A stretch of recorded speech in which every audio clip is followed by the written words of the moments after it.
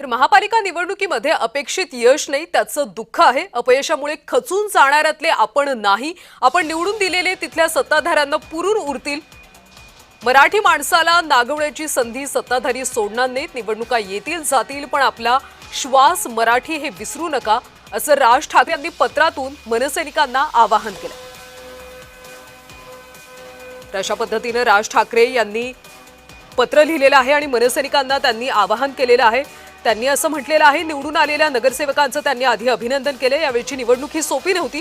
अचाट धनशक्ती सत्तेची शक्ती विरुद्ध शिवशक्ती अशी लढाई होती, पण अशा लढाईत सुद्धा दोन्ही पक्षाच्या कार्यकर्त्यांनी उत्तम झुंज दिली आहे, त्याबद्दल त्यांनी कौतुक केलं। पत्रात ते पुढे म्हणतात, महाराष्ट्र नवनिर्माण सेनेला यावेळी अपेक्षित यश मिळालं नसलं याचं दुःख आहे, पण खचून जाणाऱ्यातले आपण नाही आहोत। आपले जे नगरसेवक निवडून आले ते तिथल्या सत्ताधाऱ्यांना पुरून उरतील आणि मराठी माणसाच्या विरोधात काही होत आहे असं दिसलं तर त्या सत्ताधाऱ्यांना जेरीस आणतील हे नक्की आहे। आपली लढाई मराठी माणसाची, मराठी भाषेची, मराठी अस्मितेसाठीची आणि समृद्ध महाराष्ट्रासाठीची लढाई आहे।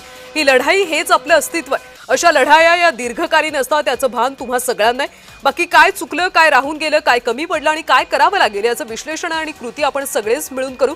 तुम्हाला खरं तर हे सांगण्याची गरज नाही असं राज ठाकरे म्हणतात, पण तरीही सांगतो, MMR परिसरात असो की एकूणच राज्यात मराठी माणसाला नागवण्याची एकही संधी सत्ताधारी आणि त्यांच्या आश्रयाला गेलेले सोडणार नाहीत। त्यामुळे आपल्या मराठी माणसाच्या पाठीशी आपल्याला ठाम उभं राहायचंय।